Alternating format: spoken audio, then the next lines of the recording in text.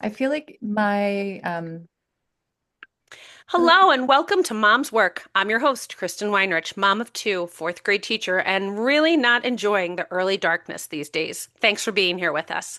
Since this month is all about gratitude, I'm taking a slightly different approach. Instead of the usual talk about turkeys and mashed potatoes, while delicious, we're turning our attention to something even more important, women's health.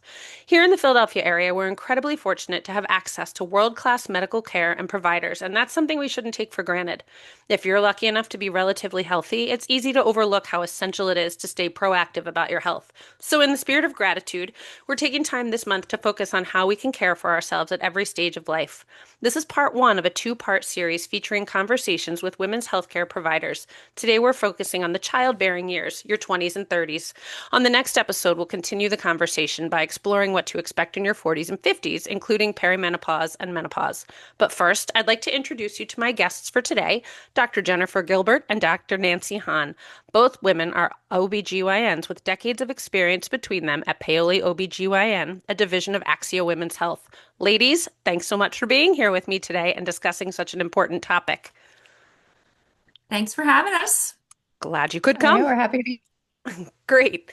Before we get started, can you each introduce yourself? Tell us about your family, your job, your hobbies, anything else you want us to know. Nancy, do you want to start? I am a mom of three. My oldest, my 26-year-old, is serving in the United States Air Force and Oh, stationed down wow. in Florida Wow. right now. I have a 21-year-old who is working on college, and I have a 14-year-old pulling up the caboose, who's an eighth grader. So you're So doing it all. You're kind of in all the places. I have them in every stage. There's nothing I can't speak Just when you start to to. miss one, there's the other one, right? That's kind of what happened. Every time one got too big, I was like, Let's "Oh, do let's have another another one. baby." That's understandable. That's understandable. Now you're like, oh, let's go. No.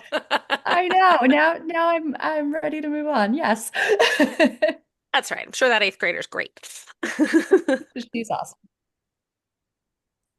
And any hobbies you have, or want to tell us a little bit about your job and kind of how you got there, why you wanted to do it, that kind of a thing. So very, very circuitous travel for me. I also served in the Air Force Oh, right wow. after high school, and then went to college after that and found my way into medicine. So not something that I thought I was going to do from when I was a little kid. Yeah. Any of us know what we're going to be really early. I got there kind of late. And really fell in love with women's healthcare during medical school, Okay. and decided that this is what I want to do and who I want to be, and have been an OBGYN now for gosh almost 17 years, which is ridiculous. Um, It's funny because you're only and 25, right? I'm only It's 25. crazy. I know It's it's so crazy. crazy how advanced I am. No, and it's just such an amazing career field, and such a real thing that we get to do, and that we get to be part of so many amazing moments in women's lives. So like really great field to be in, and I work with amazing Dr. Gilbert especially. I mean, that if that doesn't make your day. And also, serious note, thank you for your sacrifice and is it your son's sacrifice who's in the Air Force? Because that's a big sacrifice for families and for the people doing it. And thank you for that. Oh, you're so welcome. It was a really great part of my life, and now watching my son kind of have that same experience Hmm. has been rewarding as well. I actually have a Um, friend who went to the Air Force Academy and he's a surgeon and he does like those crazy things where he like I think 6 or 7 years ago was in Afghanistan and then would like fly into battlefields and put the patients on helicopters. And as they were lifting off, like he's performing surgery and saving lives. And I'm like that's just insane to me. So everybody who is part of that, I think really deserves hats off. So,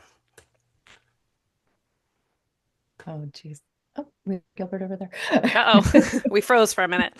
All right. And how about any hobbies? Any hobbies that you have outside of I changing am lives? a a knitter and a crocheter, Oh, um, and a crafter of all sorts. okay. In your spare Um, time. in my spare time. Sometimes in my spare time while I'm waiting for babies. I can And get a sweater in. I can get a sweater in here. right.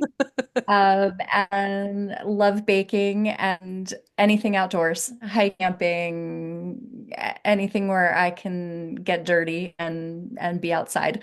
Love that. So you keep yourself busy. Fabulous. Wait, what Dr.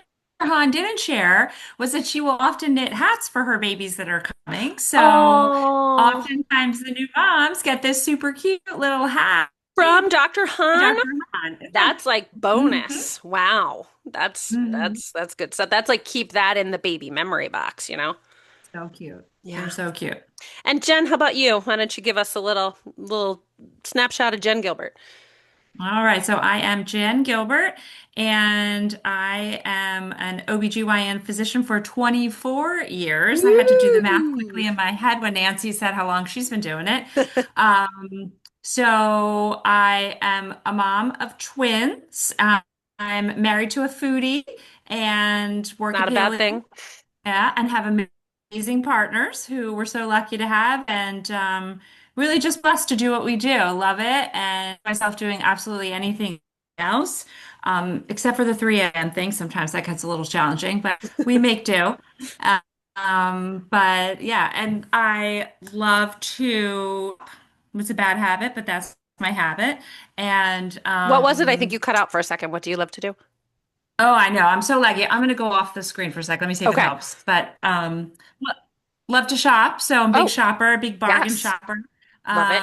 And again, I hate to admit that that's my hobby, but love to cook and find all new fun things at Trader Joe's. So that keeps me busy. And that new one just opened, so I'm sure you'll I be was there spending a today, lot of time there. Chris. Were you? I want to go on Saturday. My Uh, kids are hoping they'll have more samples than they usually do. Like you never know, maybe for the grand good. opening.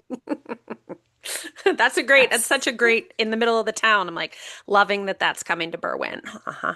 Yes. You will love it. It's amazing. And it's a little more spacious than usual, right? Because the other It one in is. Wayne is like tiny. Yeah. Like the tight one. That's my favorite one. I don't know. I'm just used to it. But yes, this one is much more. And then there's one since we're in Malvern in Exton, so I feel like I'm equidistant to Berwyn, and there's just Trader Joe's everywhere. I just can't get enough. All right, Yes, so yes, yes. so now that we know a little bit about both of you, I want to ask you both just one question to go a little bit even deeper.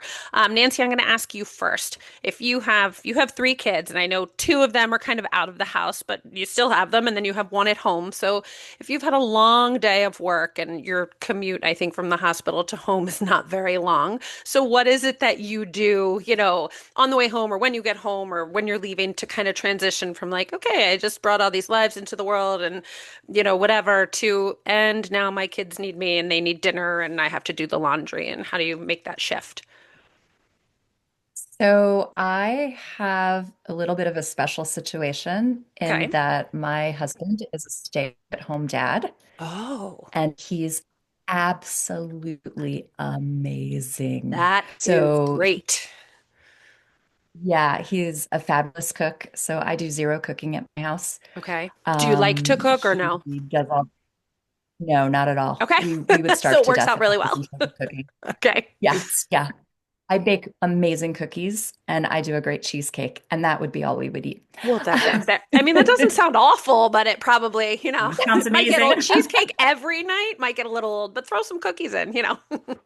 Yeah, yeah. No. So, I'm very, very blessed in that I don't come home and like jump from one full-time role into another full-time role Okay. because my husband like really just kind of runs our house and I And just like in and he just like accommodates me. and has he been stay at home since you've had children? Like, or did he make a career shift to do that? No, no. So he actually was our primary breadwinner all the way through until I finished residency. Okay. And I finished residency.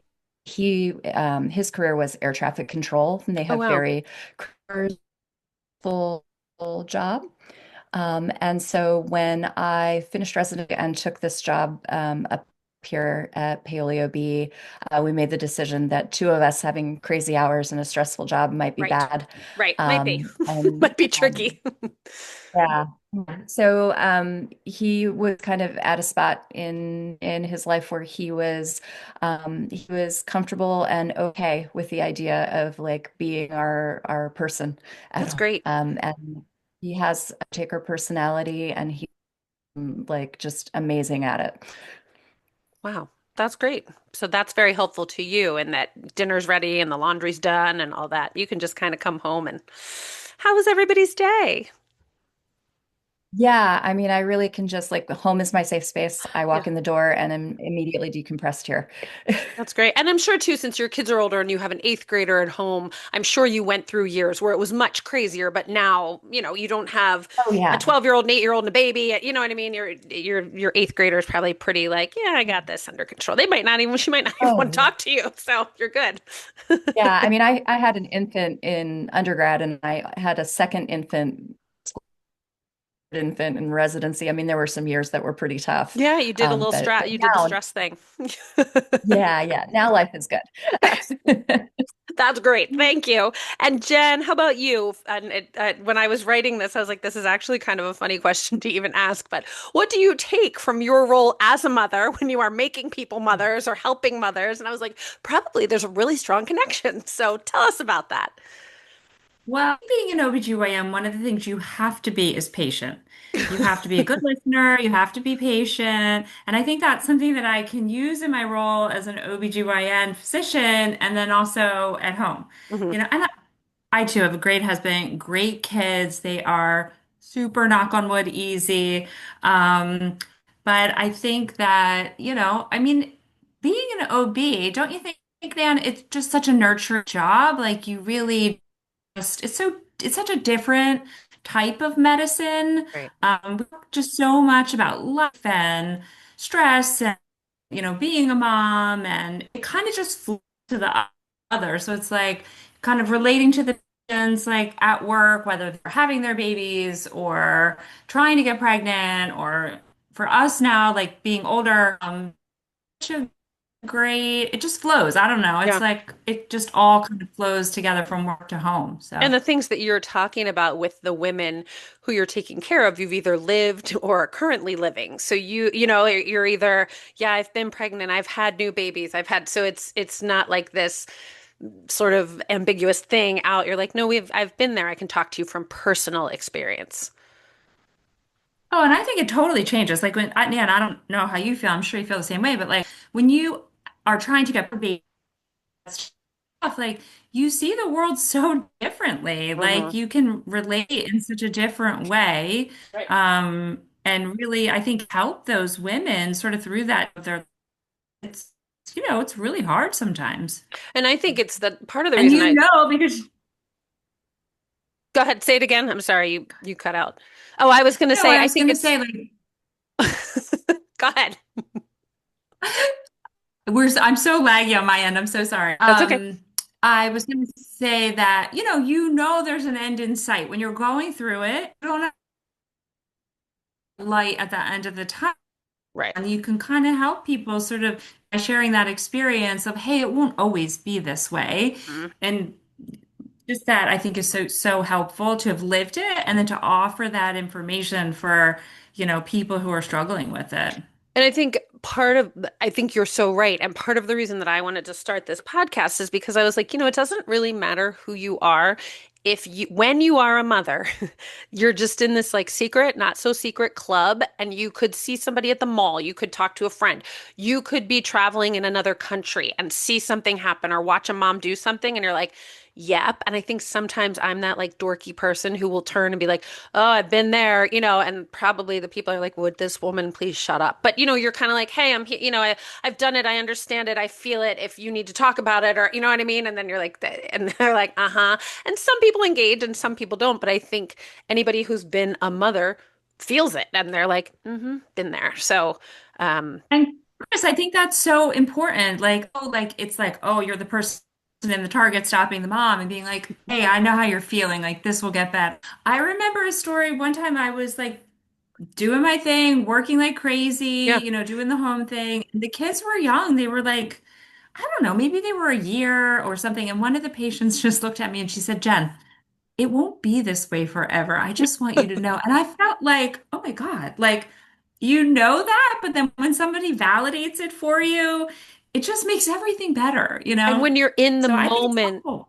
day after day after day. I think I said this on another episode, like you're so zoomed in and the days are long, but the years are short. But when you're like, actually, you saw me in Target a couple weeks ago with my 8-year-old and 6-year-old, and I think you said, "Oh, I remember those days." And your 17-year-olds are standing there like, "Hi, Mrs. Weinrich," and my kids are like spinning in circles and like pulling the baseball cards down. I'm like, "Stop acting like this in front of people," but you're like, "Yeah, I've been there." Like it's not a big deal because you've done it. So, yeah. Yeah, for sure. Yeah, I think that's important. Um, all right, let's talk about a win and a challenge. So, Nancey, you had a challenge this week? I think my biggest challenge this week has just been coordinating my 14-year-old who is involved in every single possible thing she can be involved in, even if those two things are both happening simultaneously, and she's still trying to figure out a way to be at two things in one time. Just clone her. Can't you just clone her? Yeah, I absolutely love how involved she is and how she's just like getting all of the marrow out of the bone of life. Love it. But being the person that has to get her from place to place to place is exhausting. Right. And you're always like, I guess I'm like, I'm not looking forward to the time that like my children are doing activities past like 8 o'clock at night because I like to go to bed early. People are like 8 o'clock. We haven't even had dinner, and I'm like, oh, because it's like everybody Oh wants to be yeah, everywhere and go everywhere, and you want that for them, but yeah. yeah. And then your entire weekend is consumed by sports tournaments and yeah, it's a lot.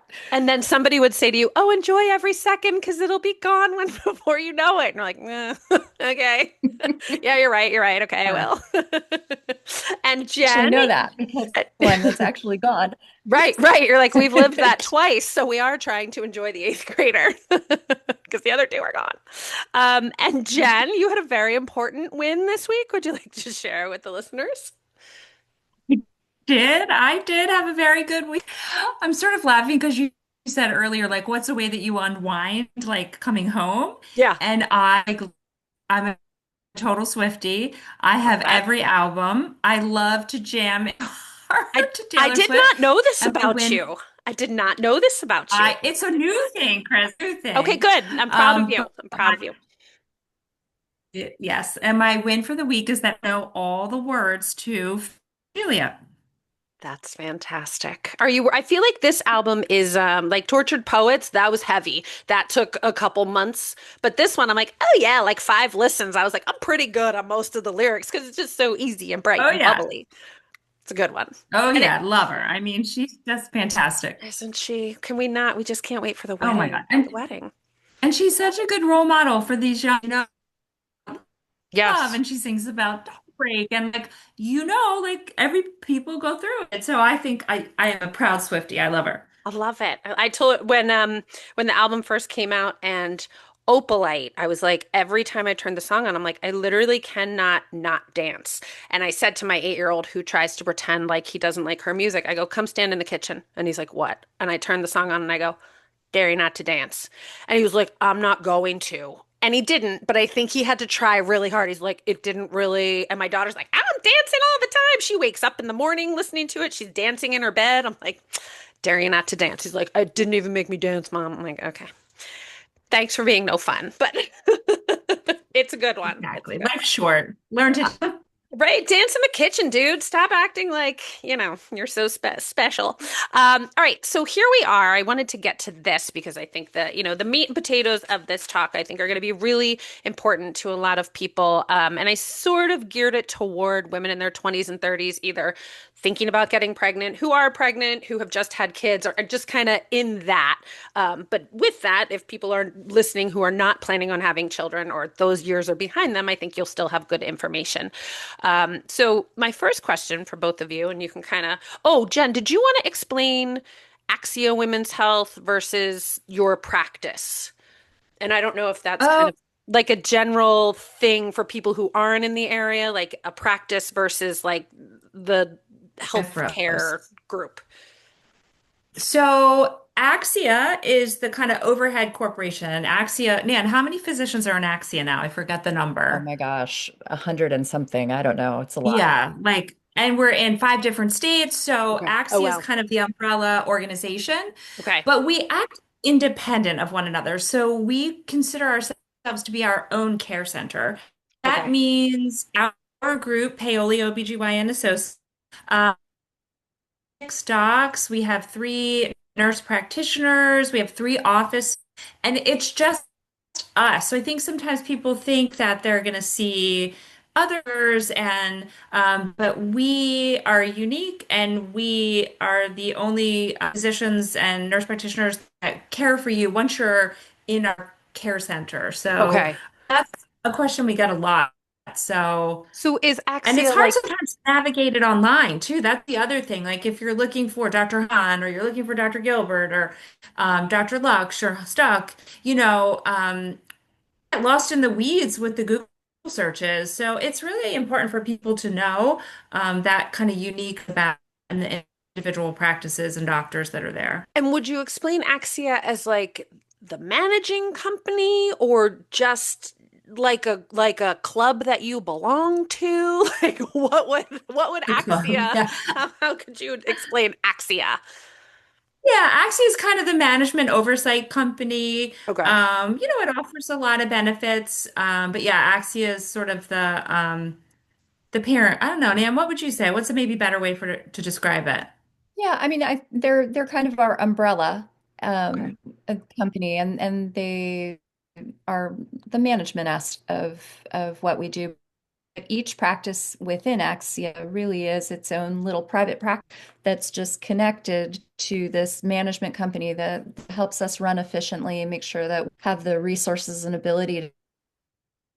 Okay. So it is like the management, but you're still sort of your own little mom and pop shop, if you will. Okay. Very much so. Okay. And that Thank was important to us. When we made that decision to join Axia, we really wanted to maintain autonomy in our Right. patient care and how things are run. And so that has been a really positive thing for us that we can still maintain that autonomy. Because that just happened a couple years ago, right? Because I think I go to mainline OBGYN and I think they're Axia as well, but and they're like in the office They, building next to you, but you have nothing to do with each other. yes, they are as well. We've been with the corporation since about 2017. Okay. So, quite a while that we've been under the umbrella organization of Axia. Okay. Well, thank you. Thank you for explaining that. Because yeah, you're always like, is it Axia? Is it this? Is it that? So that is helpful to know. They're kind of like running the systems and you guys are running the show. How about if we say it that way? Right. Running the show. All right. So now that we know the differentiation between that, what are some common health myths or misconceptions that women in their 20s and 30s believe about their reproductive health? Ooh. Do you want to go Well, first, Jen? awesome. Yeah, go Thank ahead. You can go first. Go ahead. Uh, I think the biggest thing that I see on the daily on my, like, let's say late 20s patient, you. I think there is a misperception that you have an infinite amount of time to wait before you family. Mm. Um, Hmm. and that can really lead to some heartbreak Hmm. down the line. So one of the conversations that I have a lot with my 20 to 29-year-olds who are coming for like routine healthcare, hey, do you have plans? Do you see yourself being someone's mom someday? Yeah, Is that something that's on your life or vision wall? And if it is, and there isn't an immediate plan for that, we'll kind of talk about things like, have you thought about freezing some eggs and interesting. giving yourself a policy? Because unfortunately, the female reproductive system is a time-limited organ. Yeah, yeah, for sure. And when would you say when does the reproductive health, quote unquote, start to go down? Like I know every 5 years or whatever, if you see those charts online or whatever, like you lose all of these and this, but when would you say is really kind of your prime time you, if you want to, and if you can, and if you are set up for it, what age do you want to have your children by? I mean, fertility starts its gradual decline around age 30, Mhm. Oh, wow. right? Okay. So, I mean, ideally, that would be a great time to be at least considering having your first baby. Okay. Definitely after age 35, we're looking at a much more drastic, and by things are getting dicey. Mm-hmm. As a person who was a It's funny. what did they call it? Geriatric mother. I was 35 when my son was born and I turned 38 3 days before my daughter was born and everybody was like, "Oh." I was like, "To be clear, I was 37 4 days ago, so calm down." But, we had some complications along the way and saw a doctor who actually like drew a picture for us of like this is what it looks like and then like this egg if you put them all in a line, this one's falling down, this one's a little crack and I was like, "Oh my gosh," like when you see it like that, when he explained it that way, I was like, okay, so if we can have two healthy babies by the time I'm 39, like we'll be good and we're going to call it a day. And I think I hadn't thought of that. Like, I knew 40 was kind of like a whoa, but you don't realize how much, like you said, after 30, like things start going downhill. So that's And interesting. it's so hard. I think, so many of us are professionals now. We have careers, we have dreams, things, as Nan said, is on our vision board, and you don't meet somebody until you're Right. And older. people get Well, married and then older. you're feeling like, oh my gosh, I have to make this quick decision to maybe get married, and it might not be the right person because let me tell you, when you have kids, you need to be married right? Hard, Hmm. know? Amen. And yeah, to like not feel that pressure. Nancy said about, considering egg freezing, Hmm. great option is something that these young women should really know is available to them to allow them that time to perform professionally, grow in your profession, and then meet somebody who's the right person. Right. Right. I have to tell you, that's be my daughter's college graduation gift is egg freezing. I was going It's to a ask great actually, idea. can you say ballpark? Like if someone is considering it, how much money are we talking? Like to store them for a year? More Thousands, hundreds? more insurance companies are starting to cover this, Okay. and more companies are starting to offer this reproductive benefit. Okay. So I think like over the next years, it's going to be a more and more covered thing. Okay. But I think it is between seven and $12,000. For a year? So it's not a cheap endeavor. No. It's not No. a cheap endeavor to put your eggs in a freezer. But if you have health insurance that covers this or a company that has That's benefit for great. this and you have the ability to do it, gosh, it's an amazing thing to take that pressure off of yourself. Right. And I guess for a person who doesn't have the best healthcare that doesn't cover it, you think, my gosh, I could store this for 10 years and spend $120,000 and never meet anybody and maybe not want to be a single parent, so it's a big gamble, but I'm glad to hear that insurance companies are starting to help with that because it gives people options. I got to For tell you, when sure. I got engaged the day before I turned 34, my husband and I were a little later to find each other.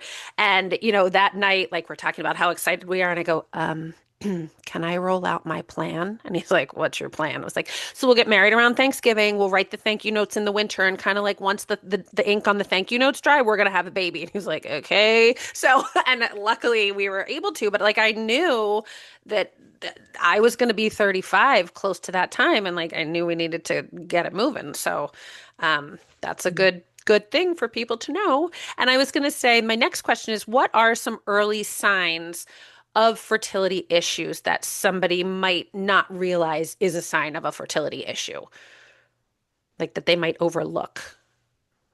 I mean, I think irregularities in your menstrual cycle should really clue you in if you're not getting periods, but every 35 or 40 days, or you're having irregular bleeding, that can be an indication or a sign that your hormones aren't balanced properly.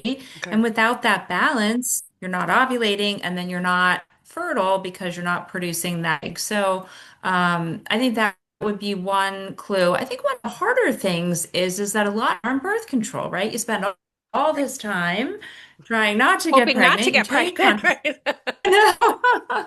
And you're like, oh, wait. And right. And, a lot of times too, young women start birth control pills to regulate the cycle. So Mm, there is some underlying hormonal issue. You're just masking it for all this time. right. And then you really don't know until you come off that birth control pill, what your fertility is going to look like. So, but cycle irregularity, is a pretty common thing that we see, can be an indication that there might be difficulty conceiving. So that would definitely be something to talk through with your physician.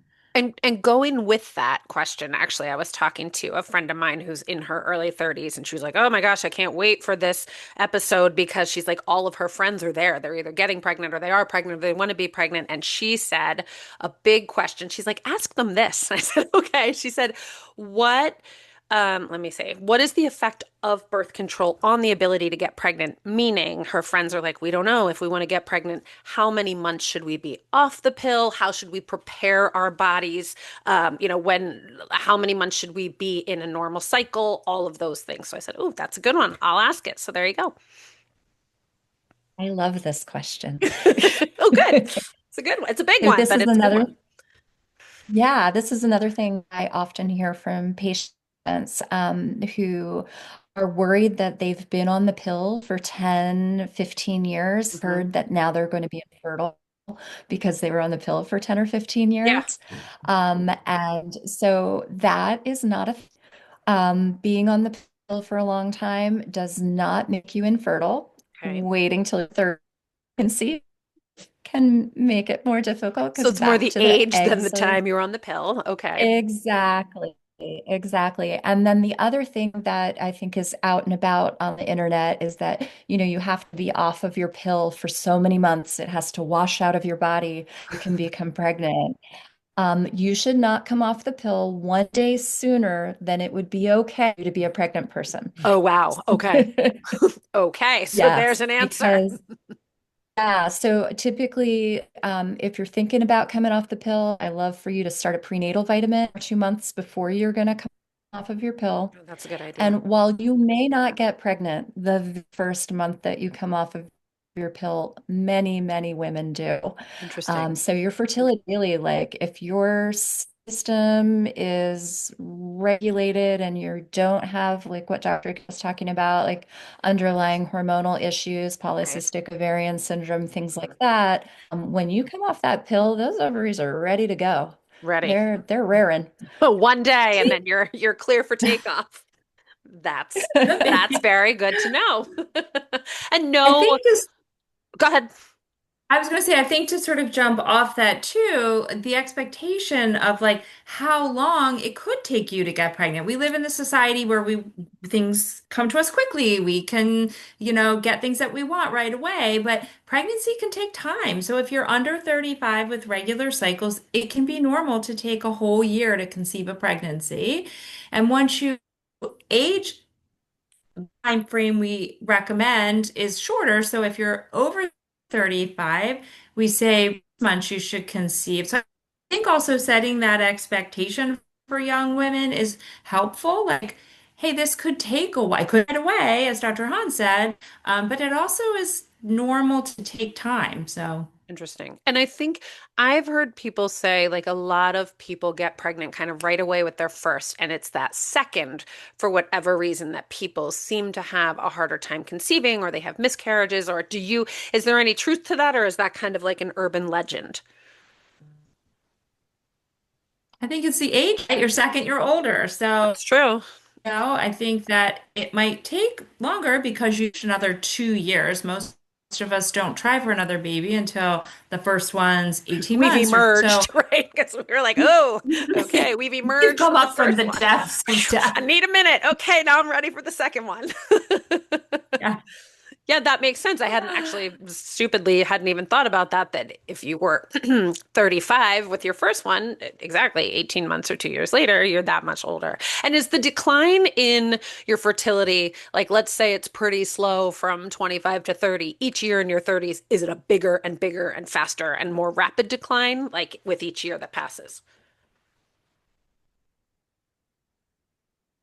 Yeah, it's decreased. I mean, if you think about this, you as a woman have all the eggs you're going to have for your entire lifetime when you are 6 weeks growing inside of your udder. So those eggs have been with you for all that time and they age out. As Right. you said earlier in the conversation, someone was drawing pictures of your eggs and this one's cracked and this one's Hmm. got a little off balance. You push out your best eggs when you're younger. So your body says, hey, this is my highest quality egg. I'm 21 years old. Let's put that out there. Let me And drop as it in you a age period on a out, 17-year-old. Here it is. You're like, great, thanks. there you go. This 12-year-old is gonna have some Yeah. really good eggs coming out during your period. Uh, yeah. Um, but yeah, I mean, that's, the aging process is picture. Yeah, Right. I And mean, we I think, I oh, think our evolution just hasn't caught up with the lives that we now. I mean, we have this amazing, amazing lifestyle that we live that even 100 years ago, women could never imagine being this healthy at 40 and 50. right. You know, and our evolution has capped out that like, oh, this is such a huge expenditure of energy to create a human life, and so we can only do it when our body is at its premium health and fitness, Yeah. not realizing that still good.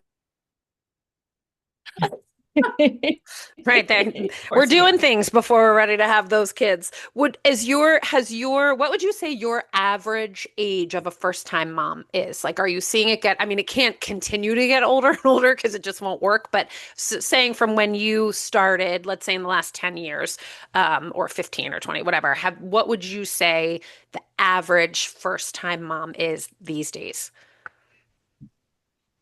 I would say for our practice, about 28 to 32 is sort of an act for a first time mom. Okay. And then we've had moms have babies up to the age of 50. I mean, but Woo, when bless those 53, women. Bless them. 53, oh, is that our We had, oldest? Yeah. we had a 50th patient a few years Wow. ago. Yeah. Good for Yeah. her. But we also, let me also put that out there. A lot of women that keep these babies when they're older, over 40, they're using donor eggs. So they're Right. not their own. There are these wonderful people out there that donate their eggs so that these women can have families, children, and families. Right. I think people often don't understand that. And you think, oh my gosh, I'm 40. And yes, many of you can, but a lot of people need that. So I think that's also important to Important to like know. understand Yeah. and And I know a lot of people who at that age had to do fertility treatments or, they had babies, like you're saying, they had babies, but it took a lot more yeah. work and maybe money and time and whatever to have those babies. But thank God we live in a time where people Yeah. can do that because, 100 years ago, you just wouldn't have that. If you had trouble getting pregnant, you just wouldn't have them. And so it's nice that people can. But I think that's an important thing to point out. And how Yeah, about, fertility is amazing. And Chris, I'll say this too. go ahead. Yeah. Go ahead, Jen. What were you Say going I'll to say say? this too. I'm an open book. So I was gonna say I'm an open book. I Yeah. married at 30. Matt and I got married and we struggled with getting pregnant. We meet her. We ended up needing to do IVF to get pregnant, thus the twins. Yeah. So, it's real, and I'm a perfect example of And it. can I We ask had you how those old kids you until were? we were 30. How old were you when you got pregnant with them? So I delivered it there. I was 35 when I delivered. We were 30 when we got married, and same thing. We were like, okay, let's try right away to get Yeah. pregnant Yeah. for a couple years, and you know and then ended up doing IVF, and that's how we had this and I was 35 at them. Okay. That's interesting. And you know how it all goes. So you were kind of like, okay, here you are, like you said, textbook example of a person who was 30 and young and healthy, and it just didn't happen. Yeah. I too am an And you open don't book, know until Jen. you're trying. That's the other piece. Right. And I I know. I am an I don't open care. book as well. And like I Yeah. said, like my husband and I got pregnant with Ollie right away. And then I think it's called a chemical pregnancy where you get a positive pregnancy test, but nothing ever Mhm. implants. And then I got pregnant and had a miscarriage because that baby had trisomy 11, 12. What is it? Um, Whatever it is, that's not even compatible with life. And that was when my doctor was like, well, she's like, you're 37. You might want to go and talk to a fertility specialist. And funny story, we went and talked to him and he was wonderful and he drew the pictures and he told us all the things. And I said, well, I'm not ready to start medication or anything yet because I can get pregnant. They're just not working. And he was like, okay, well, call me when you think you're ready. And I happened to take a pregnancy test the next day, and that was Catherine. And I called the medical office and I said, well, he's really good because I'm pregnant. And they were like, okay, well, and that, because I was in their system, they're like, we can do the early testing and that, and so we never had to go down that route, but it was very eye-opening to see that, just what it could have involved. And I give a lot of credit to the women who go through that because I know it's shots and medicine and heartbreak and, hope and then disappointment. And, I feel fortunate we did not have to do that, but even just that visit to that doctor's office, I was like, oh, it's a big deal. So, and again, luckily it's there for people who need it. And I'm glad that we didn't, but yeah, it's a lot. So it's all good to keep in mind. Now, what would you say about lifestyle factors? Let's say women who are ready and they're in that prime, beautiful age of, let's say, 25 to 32 or 28 to 32 or whatever you said. How would you say things like stress or maybe carrying a little extra weight or not getting enough sleep or drinking alcohol a lot? Like, how do those things affect? And I know a lot of people kind of pull back when they're trying to get pregnant and they, slow down on whatever they're doing. But is there an effect from years of a certain type of lifestyle? Who wants to take this one? I I mean, mean, I'm I'll happy to just jump in. talk at it I again. don't, there was a reason. Go ahead. The lag You're is killing talking us. over each Nancey, go ahead. Just, speaking to it again from an evolutionary perspective, our body's prime directive is to make bodies, right? Every living organism on the planet has a prime directive to make more of itself. Right. And so, when it comes to reproduction, our bodies are constantly monitoring to make sure that the environment is a good place Hmm. to reproduce. So, if our bodies are not in prime condition, it can affect your ovulation. Yeah. So things like obesity and having a poor diet, your body senses that those things are occurring and it can delay or completely stop ovulation. If you're not giving your body a good, because the economic cost to your body making a baby is Right. this is a very intensive operation that goes into making another person. Right. So, it's really important to like be at your healthiest and strongest. And it's not a number on a scale. It really is like lifestyle and strength and resiliency. Interesting. And I think on the flip side of that, I've also heard people say, like, if you're a person, and maybe this is myth, correct me, but people who are too thin or people who work out too much, like they have to dial that back a little too to come to kind of a happy place in their body. Is that true or is that not true? Yes, your body will register that as starvation mode. They'll think that you're being chased by lions every day. And, if Interesting. you're getting chased by a lion every day, You that's a can't have terrible a time to have a baby. baby. No babies for people getting chased by lions. So it's you kind of have to be Yeah, sort of at your optimum. So hear that, girls? Just for from the sure. day you're born, take care of it because it all kind of adds up, right? It all adds together.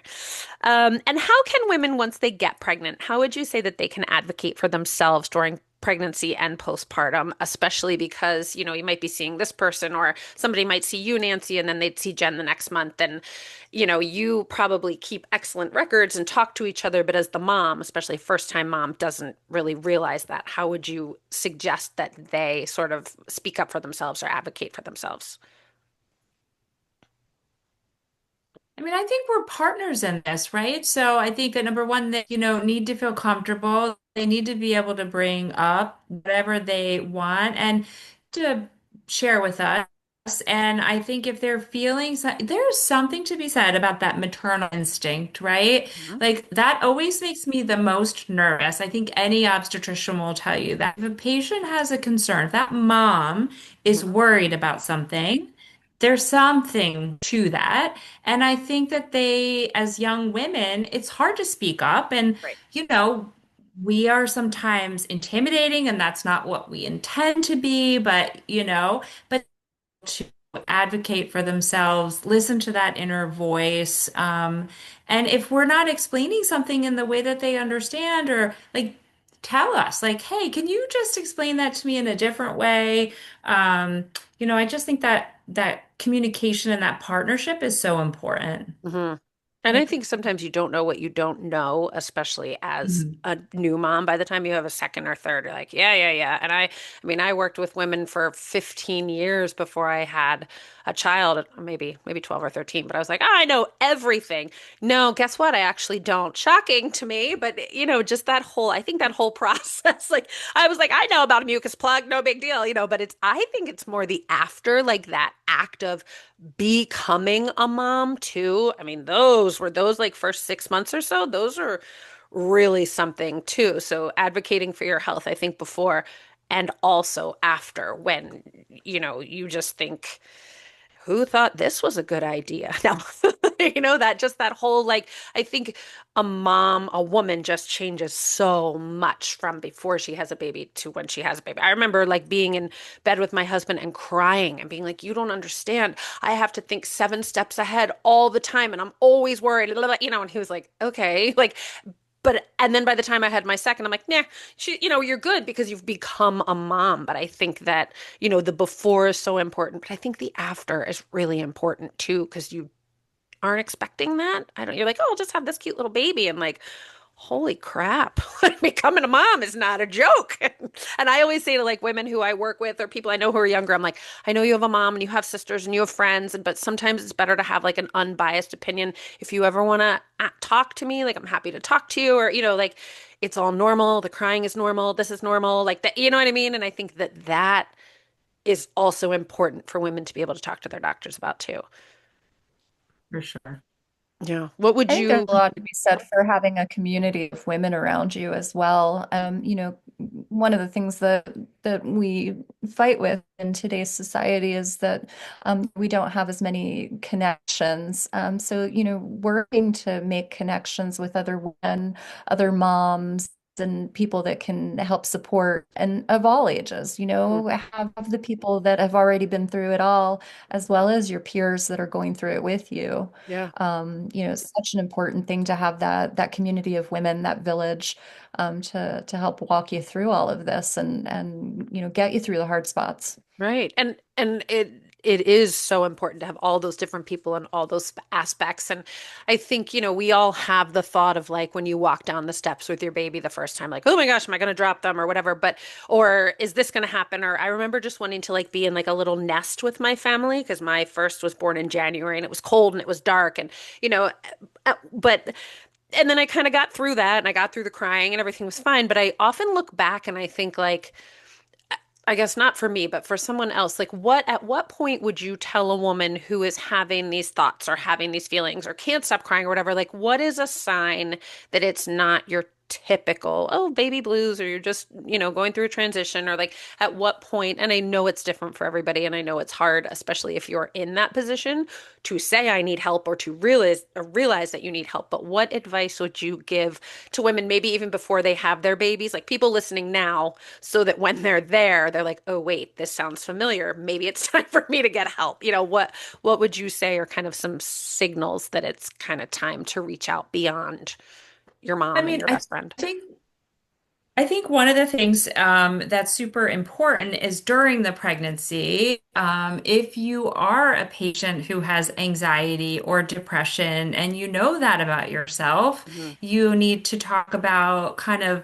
strategizing so that when you bring home this baby, your depression and anxiety is optimally managed, whether that means medication, means having a therapist and seeing them regularly. So I think it starts when you're pregnant. I think the first 2 weeks, those hormone changes in pregnancy are wicked.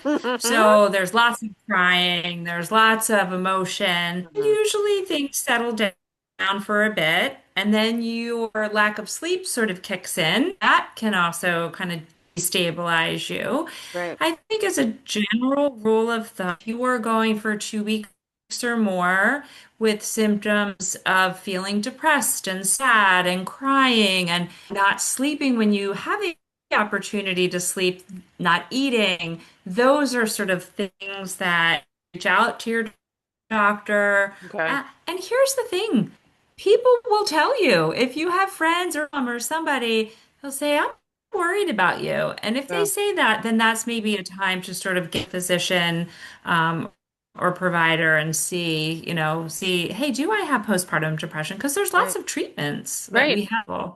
And I think a lot of people want to just handle it themselves and I don't think you always can. And luckily, I did not have postpartum depression, but I know a lot of people do. And I know, sometimes they don't realize it or it's hard to see it or you don't want to say you can't handle it. So I think it's important for people to talk about it, to reach out, and talk to their doctors, talk to their friends. And you're right. If somebody says, hey, something seems off, there's no shame in even just talking to the doctor. And I think what you two have going for you, and again, like we said, most OBGYNs is that you're so caring and so warm and so loving and maternal that you wouldn't make that person feel bad. You would make them feel safe. You would make them feel, glad that they had asked. But I think it's a hard first step for a lot of people to take, but it's so important. So hopefully there's our little commercial. Reach out if you think something's a little beyond the baby blues. All right, just a couple more questions. If okay, so if you could, so this is kind of did I miss anything that you think is important to mention to women in this age range or in this stage of life? Anything that we didn't cover? We left a gaping hole. I don't think so. I think we really covered sort of that whole, being healthy, optimizing your health, Hmm. optimal time for trying, understanding the time you recognizing as you get older, it takes longer, at least less, there's more miscarriage, Right. and then just sort of transitioning a little into like what it's like to be a mom and how hard that is, and that kind of ending it with a sense of community amongst women to support each other. For sure. I used to say I wanted 5 children, and my mom would say, you should have one, and then like let's talk. And I'm like, oh mom, and I was like, oh yeah, two seems great. Two seems like a really good number. That's a lot. It's a lot to take care of. Yeah. So five, like people say 5 kids now. I'm like, oh no, my husband's one of five, 5 boys. I'm like, God bless my mother-in-law. Yikes. And she was in a time when, it was the 50s and the 60s and the 70s when she was having her kids. He's like, she was at home with 5 kids all day long. I'm like, oh, poor lady. So I think we're in a good place now with that community and, people reaching out and being part of the village. Nancey, anything you think that we missed? Anything you want to add? No, Jen did such a good job of summarizing all of Covered it that. all. I never can do better than Dr. Gilbert. I never, ever, ever can. Didn't she package Stop. it I so just took beautifully? awkward silence. She She's always packaged the it so best. I can't beautifully. She stand took her. it from the beginning to the end of the episode. I love it. All right, here's a little challenge for you. Not even a challenge, but if you could kind of summarize this conversation and all women's health in their 20s and 30s, just those 20 years, in one sentence, what is one kind of like I talk about with my fourth graders, what's the main idea of women's health? The most important main idea of women's health in your 20s and 30s, say in a sentence or two. What would you wrap that up with? I think for me, if I'm messaging, maybe to your question a little bit around, to say to women and for women to understand it will happen. You have to believe it. You have to get that in your headspace. Like for most women who want a family, it happens. Now, Yeah. you do have a small percentage of women who really struggle, but Hmm. just knowing in your heart, like I remember when I was struggling, my mom would say, Jen, it'll happen. Be patient. You have to be patient. Um, so I think to just share that message with women out there, Hmm. like it'll happen. You just have to be patient And it's and it, something it again, does like just, when you're doing it month by month, I'm sure it's agonizing. oh, it is. Yeah, yeah, but Mhm. it'll happen. Say if in 10 years from now, you'll look back and think, oh, There it was. Dr. Gilbert and Dr. Hahn made it happen for me. Thanks. What about you, Nancy? What would be your big idea for women in their 20s and 30s? I mean, outside of reproduction, Mhm. right? Like your 20s are the space where you like really find out who you are, you like comfortable in your skin, Mhm. and your 30s are where you just like ruin the best version of yourself. And I think that encompasses doing a lot of like mental health work and a lot of like character building. But also like really focusing on taking good care of the vessel you live in, Yeah, and becoming a good patron of your body and making sure that you stay healthy and start building the habits that are going to help you be a healthy 90-year-old woman. yeah, love that. All of those things start in our and continue there. Yeah, But your 20s are such a powerful space for really determining the kind of woman that you're going to be, kind of light you're right, going to bring into the world. right. Oh, I love that. And if you have children from there, that's less. But you don't have to be children. How you don't have to have children to be a complete person, Right, for be a sure. tremendous light in the world without children. Hmm. And I Right, have many friends that are and see many people who are. But if you do choose that you want to be a mom, I think what Dr. Gilbert says, like just know that it can happen. It not be like the softest, smoothest road, but right. it can happen. Can happen. What two lovely ideas. Thank you, ladies. Thank you. This was a really great, informative, I think probably helpful. People, I wish I could say I still fall into this age range. Unfortunately, I do not. But for those who do, good for you. You just got a lot of good information. All right. I have just a couple kind of fun hot seat questions for you. They're different, and every week I say I'm not going to chime in. Maybe this week I really won't. Jen, I'll start with you. Are you ready? I'm ready. Okay, what's your favorite type of music? Taylor Swift. Ah, yay! Right, I wrote that without even knowing. I chimed in. Sorry. Okay, yay, good answer. Dream vacation. Are we still on me? I'm sorry. Yeah, Dream yeah, yeah, I'm sorry. Yeah, yes, vacation dream vacation. is right now would be a beach in the Caribbean with some sun and That sounds warmth. that sounds wonderful. Pet peeve. Oh gosh, pet peeve. Not having enough time in the day, and my pet peeve for myself is just being too task oriented. Like I got to do this task, I got to do that task, I got to get this done before, I can have some downtime. So that's a pet peeve, I guess. Okay, and last one, peanut butter and jelly or peanut butter and fluff or none? Oh God, neither. No, I can't eat Really? either one of those things. I just came up with that off the Dr. top of Hanwha my does. head. Okay, not a peanut butter person. Okay, what's your sandwich of choice then? Oh, salmon. I'm old, Chris. I got to be healthy. I So, was just thinking, like, you need to eat something really quick and there's nothing in the cabinet. And you're like, "Nah." Okay, so everybody who goes and sees Dr. Gilbert, stay away from the peanut butter and the jelly. Okay, bring her something else. I did not know that you don't like peanut butter. I'm very suspicious of that. oh no, Right? I love Who's peanut butter. The fluff comment that made me want to gag because that sounds disgusting. because you haven't had it Yeah, since you were 5? Kind of came out of left oh, field. I was like, let me ask this question. So you do like peanut butter, to be clear. oh, definitely peanut butter. Okay. Yeah, We're just not having PB&J or PB and fluff. yeah. Just a peanut No, butter that's too sandwich. much sugar for me. Okay, maybe peanut A butter and peanut banana butter and and potato. bacon. They can bring you that. That's more foodie. How about that? Bring her something with some honey glazed bacon or something. Okay. Perfect. And Nancy, your turn. City or country? Or suburbs, I guess I could say. Either one. Country. Okay. Favorite ice cream flavor? Please don't tell me you don't like ice cream. I don't know if we can be friends.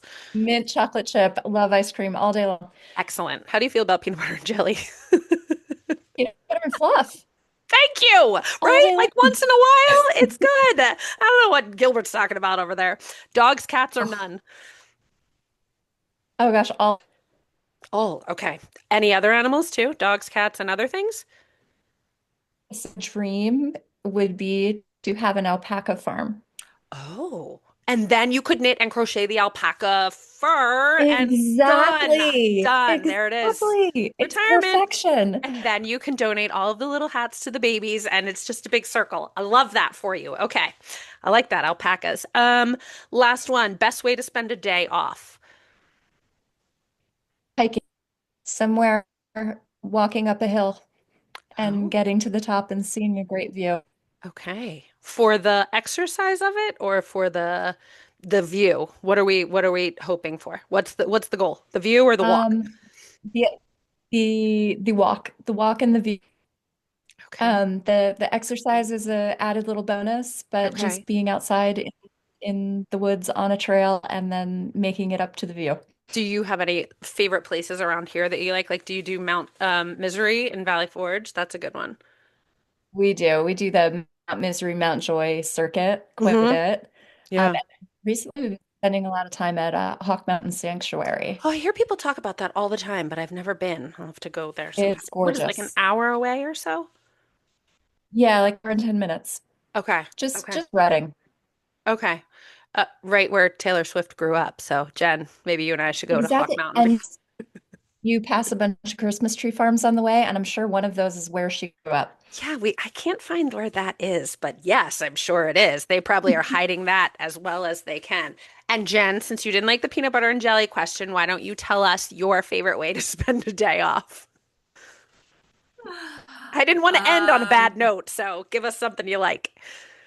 oh my gosh, my favorite day. Like today I was off. I hit the Home Goods, I hit the TJ Maxx, and I went to the Trader Joe's. So, I mean, yes, that's I fantastic. mean, Do you get a lot of yes, bargains? Did I you did, find of anything? course. Lots of Thanksgiving decorations and Oh. fun stuff. Right, and the Home Goods I feel like always has so much. Like I'm like I have to leave. I have to leave or else I'll I know. buy it I all. love it. Yes, so I know. many things. Okay, well that was It's a better than guilty peanut butter. pleasure. She didn't scream when I gave her that question. So all right. Jen's an Well, amazing decorator. what did you say? Go ahead, Nancy. Oh, Jen is an amazing decorator, too. So, we have little like dorm room at the Yeah, hospital when sleep we're on right. call. And she has like, put the removable wallpaper on the No wall and color way. coordinated it with like this beautiful desk and the lamps and the like Oh, wall decor do and you have the your own comforter. space there or do you like decorate for everyone? It's for our practice. So we all share the Okay. same room. So everyone benefits from Jen's beautiful. Yes. It probably makes you But hope the those babies are going to be born at 2 a.m. Oh, let me spend the night. Oh, Oh no, that'd be but the, beautiful. no, never. no, I know. Oh The yeah, tell me funniest that. part about it, Yeah. wait, the funniest part about it, if you turn anything over in the call room, it'll be like 6.99 from Home Goods or And you'll take the tag 12.99. off. But it looks great. So everybody's like, But this it girl looks really good. got it. I have a friend who we used to tease her because she left the tags on everything. She's like, well, in case I want to take it back. I'm like, you've had it in your house for 5 years. She's like, you think I don't have the receipt? I'm like, okay. So, it's good to know it was a bargain. It's a bargain. I did this for under $200. Good for you. Uh, all right. Well, thank you so much, listeners and doctors, for joining us today and talking about women's health in the prime childbearing years of the 20s and 30s, but under 35, ideally, as we learned today. I hope you enjoyed listening to Mom's Work and are taking something away that you can use to keep your own health in tip-top shape.